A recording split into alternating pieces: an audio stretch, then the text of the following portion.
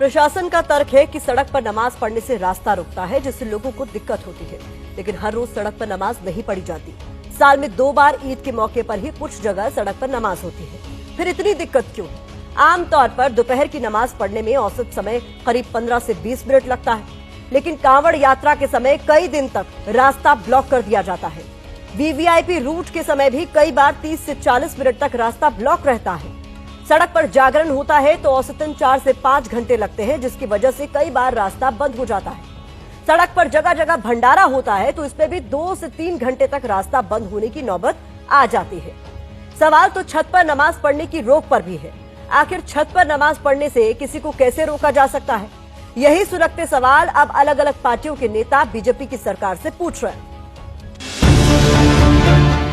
हमें कोई एतराज नहीं है कि सड़क पे जगराते हो, माता की चौकी हो। हाँ, इस बात पे एतराज है कि ईद की नमाज के लिए सड़क बंद कर दी जाती है, तो उसकी इजाजत क्यों नहीं है? तो ये सब नौटंकी है। बिहार की इलेक्शन आ रही है, उनके साथ नीतीश कुमार है। बिहार में करके दिखाओ नहीं। एक तो उनको आप सौगात दे दो, नहीं तो बिहार में भी कहो कि हम नमाज नहीं पढ़ने की। एक तरफ नरेंद्र मोदी कतर के शेखों को प्रोटोकॉल तोड़ के गले लगाते हैं जैसे कुंभ के मेले में बिछड़े हुए भाइयों, दूसरी तरफ नरेंद्र मोदी 32 लाख ईद की किट बंटवा रहे हैं भाजपाइयों से।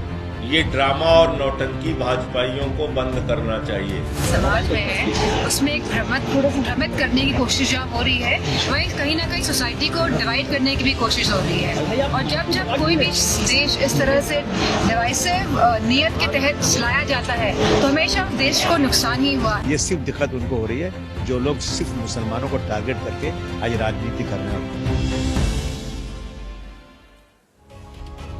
पिछले कुछ सालों से सड़क पर नमाज पढ़ने को लेकर विवाद बढ़ा है और इस पर पुलिस एक्शन भी हुआ है। अप्रैल 2024 में मेरठ में सड़क पर नमाज पढ़ी गई थी। पुलिस ने ट्रैफिक जाम के आरोप में 200 लोगों पर केस दर्ज किया था।